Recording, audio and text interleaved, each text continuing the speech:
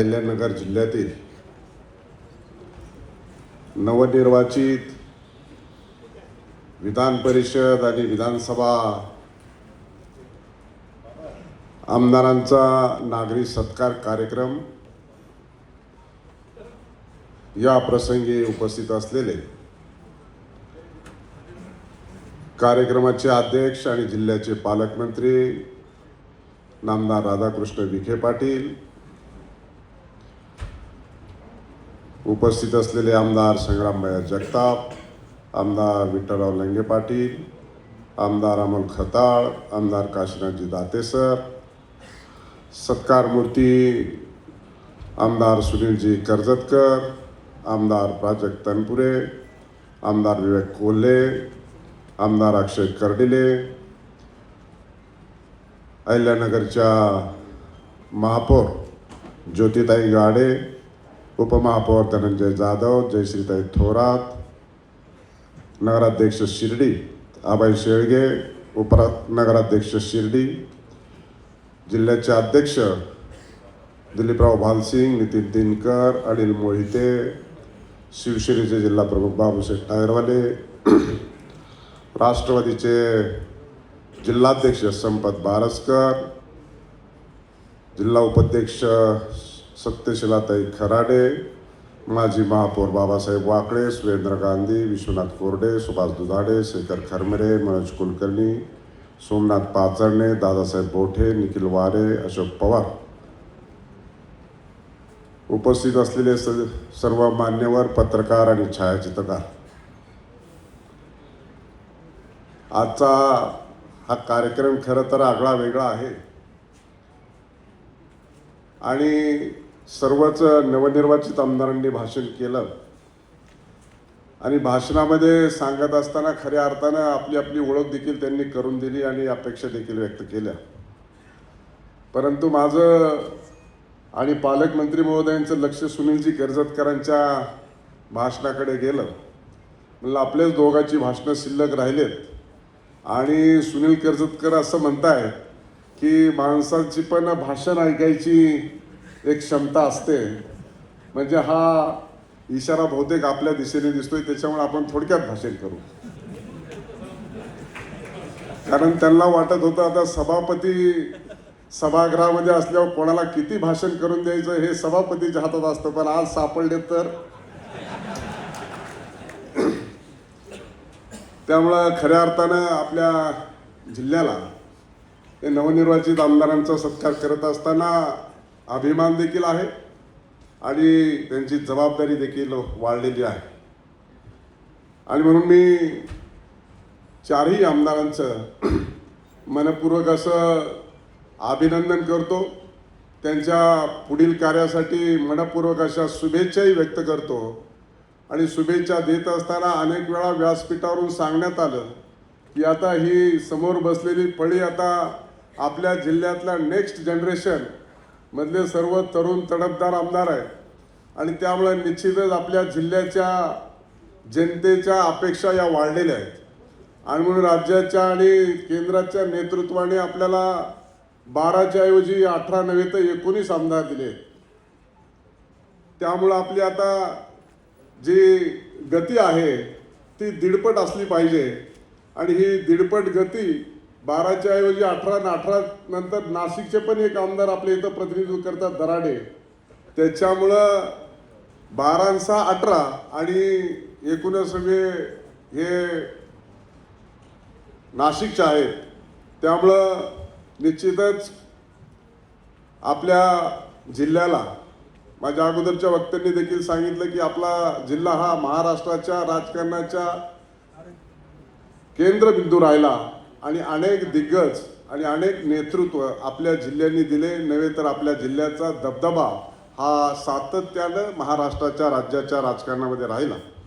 आणि निश्चित स्वरूपामध्ये आपल्या या सर्वांची ताकद ही सगळ्यांचा या जिल्ह्याचा सर्वांगीण विकास करण्यासाठी आणि जनतेचा विश्वास संपादन करण्यासाठी एकत्रितरित्या कामाला लागेल अशा प्रकारचे मी अपेक्षा आणि इच्छा देखील या कार्यक्रमाच्या निमित्ताने सत्काराच्या निमित्तानं व्यक्त करत असताना चारही आमदार वेगवेगळ्या पार्श्वभूमीमध्ये आहेत आणि कुठल्याही निवडणुका नसतानाच महाराष्ट्राच्या कोणत्याही जिल्ह्यामध्ये एवढं मोठं प्रतिनिधित्व कोणालाही मिळालं नाही, ते फक्त अहिल्यानगरला मिळालं.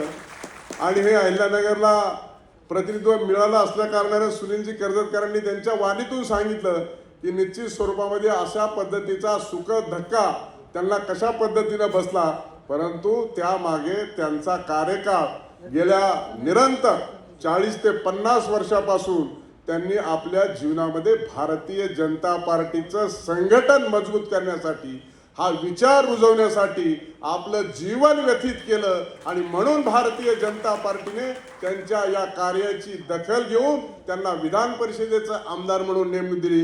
ही खऱ्या अर्थानं भारतीय जनता पार्टीच्या सर्वसामान्य कार्यकर्त्याच्या या अभिमानाची आणि स्वाभिमानाची गोष्ट आहे.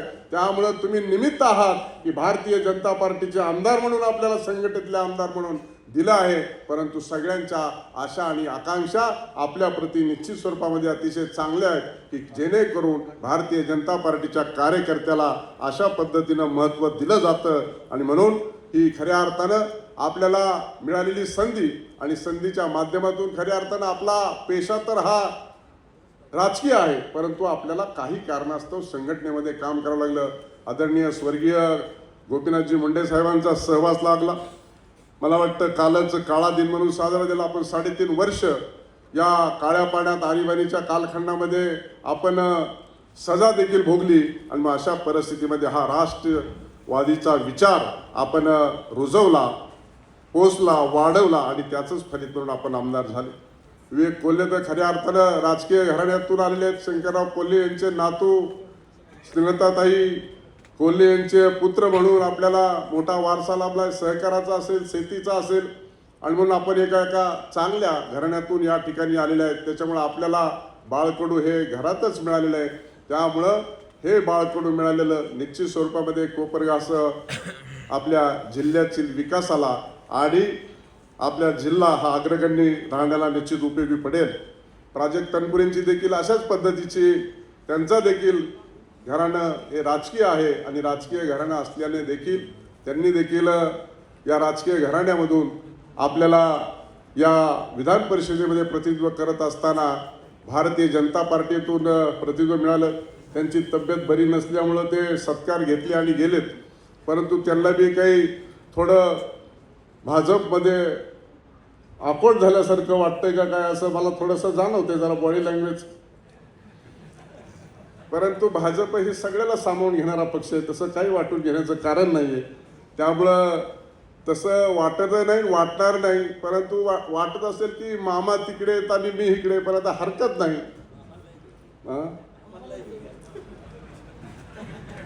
आता ते मी सांगू शकत नाही, ते आता विखे पाटील सांगतील. ज्याने त्याने जसं त्याचं काम वाटून घेतलं पाहिजे, म्हणजे ताण तणाव कमी होतो. त्यामुळं फक्त मी आपल्या पक्षात आल्यानंतर कसं बरं वाटेल याच्याकडे विवेक माझं लक्ष आहे. आणि म्हणून निश्चित स्वरूपामध्ये चिंता करायचं काम नाही आणि अशा पद्धतीने काम केले. अक्षय कर्डिलेंचा तर खऱ्या अर्थानं राजकीय जन्म होत असताना स्वर्गीय कर्डिले साहेबांचा दुर्दैवी अल्पशा आजाराने निधन झालं आणि ती तुमच्या आमच्या मनाला खऱ्या अर्थानं अशी वेदना देऊन गेलं. आणि म्हणून अक्षय कर्डिलेंना विधानसभेमध्ये उभा राहावं लागलं. निरंतर 6 वर्ष या जिल्ह्याच्या राजकारणामध्ये टिकून राहणं आणि सर्वसामान्य व्यक्तीने एका सर्वसामान्य लोकांच्या गळ्यातला ताईत म्हणून लोकांचे प्रश्न सोडवण्याचं अतिशय खूबी चांगल्या पद्धतीनं तिने जोपासली. आणि म्हणून कर्डिले साहेबांचं खऱ्या अर्थानं काम हे सर्वसामान्याच्या लोकांमध्ये, जनतेमध्ये, मनामध्ये, ध्यानामध्ये असल्या कारणानं खऱ्या अर्थानं ते गेल्याने सर्वांनाच वाईट वाटलं. परंतु अक्षय कर्डिलेंनी देखील अतिशय चांगल्या पद्धतीनं गेल्याच्या नंतर लोकांशी मिळून मिसळून आणि कर्डिले साहेबांनी जोडलेली माणसांचा आशीर्वाद घेऊन पुन्हा एकदा राहुरी पाथर्डी नगर या विधानसभा मतदारसंघामध्ये प्रतिनिधित्व करत असताना मोठं मताधिक्य मिळवलं. आणि आज देखील निश्चित स्वरूपामध्ये कोणत्याही व्यासपीठावरून भाषण करत असताना, कुठेही लोकात जात असताना, एव्हाना ते विधानसभेमध्ये शपथ घेत असताना देखील आपण पाहिलं की एक नवोदित 30 वर्षाचा तरुण कुठलंही राजकीय जरी घराणं असलं तरी पॉलिटिकली एक्सपोजर नसताना देखील परफॉर्म करणं ही मोठी अवघड गोष्ट आहे. परंतु अक्षय कर्डिलने ती अल्पावधीतच सिद्ध केली आणि म्हणून अशा 4 आमदारांचा सत्कार करत असताना खऱ्या अर्थानं आपण आपल्या जिल्ह्यामध्ये आमदारांची सदस्य संख्या वाढली आहे. म्हणून मी आपल्याला या निमित्तानं सांगेल की परवा देखील आपले सगळेच आमदार भारतीय जनता पार्टीच्या वर्षा बंगल्यावरती बैठकीला होते. माननीय मुख्यमंत्री देवेंद्रजी फडणवीस साहेबांनी सांगितलं डिलिमिटेशन होणार आहे, मतदारसंघाची संख्या वाढणार आहे आणि तुम्ही आम्ही ऐकून आहेत की आता 1.5पट संख्या वाढणार आहे आणि 1.5पट संख्या आपल्या जिल्ह्याची वाढणार म्हणजे 12चे 18 होणार आहेत. पण आपलं डिलिमिटेशनच्या अगोदरच 18 झालेत. हे देखील याच्यामध्ये जमेची बाजू आहे आणि त्यामुळं अजून ते नारी शक्ती वंदन काय द्यायचं आहे, त्याच्यानंतर 1 नेशन 1 इलेक्शन आहे. त्याच्यामुळं आता आपल्या सर्व व्यासपीठावर बसलेल्या आमदारांचं काम आहे की येणाऱ्या कालखंडामध्ये 29ला निवडणुकीला सामोरं जात असताना आपल्या जिल्ह्यामध्ये आपण दिलेले शब्द, आपण दिलेले आश्वासन, लोकांच्या इच्छा, आकांक्षा आणि अपेक्षा पूर्ण करण्याच्या दृष्टिकोनातून या 4 आमदारासह आमचं सर्वांचं कर्तव्य आहे की या दृष्टिकोनातून काम करण्याची आवश्यकता आहे. आणि निश्चित स्वरूपामध्ये आपण हे काम करत असताना आपण आपल्या विकासाच्या कामासाठी, आपल्या जिल्ह्याच्या कामासाठी विशेष लक्ष देण्याची आवश्यकता आहे. निश्चितच पालकमंत्री महोदय सगळ्यांना विश्वासात घेऊन पुढे जात आहेत. त्यामुळं आपण गत कालखंडामध्ये झालेल्या निवडणुकीच्या काळात आपण अतिशय चांगल्या पद्धतीचं परफॉर्म केलं आणि चांगल्या पद्धतीचं यश संपादन केलं. विधानसभेमध्ये केलं, महापालिकेमध्ये केलं, नगरपालिकेमध्ये केलं, नगरपंचायतमध्ये केलं. आता येणाऱ्या जिल्हा परिषद पंचायत समितीसुद्धा आपल्याला सगळ्यांना मिळून चांगलं यश संपादन करावं लागणार आहे. त्या दृष्टिकोनातून सुद्धा आपल्याला प्रयत्न करण्याची आवश्यकता आहे. शेवटी राज्यात आणि देशात सरकार असल्याच्या नंतर आपले लोकप्रतिनिधी त्याच पक्षाचे आणि त्याच सरकारचे महायुतीचे असल्यामुळं आपल्याला विकासाची दारं ही खुली होत असतात. आपले प्रश्न सोडवण्यासाठी त्याचा उपयोग होत असतो आणि म्हणून या निमित्तानं खऱ्या अर्थाने काम करण्याची आवश्यकता आहे.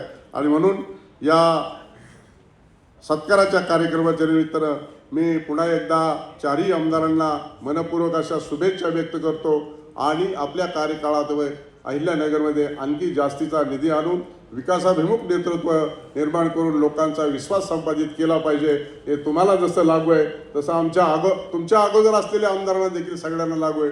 त्यामुळं अशा प्रकारचा आपण अहिल्यानगरमध्ये चांगलं काम करू अशा पद्धतीचा मी अहिल्यानगरच्या जनतेला विश्वास देऊ इच्छितो. असा एक चांगला कार्यक्रम महायुतीच्या माध्यमातून नियोजित केला आणि झाला त्याबद्दल सर्व पक्षांच्या जिल्हा अध्यक्षांचं मी मनपूर्वक अभिनंदन करतो आणि पुन्हा एकदा नवनिर्वाचित आमदारांना शुभेच्छा देत माझे 2 शब्द संपवतो.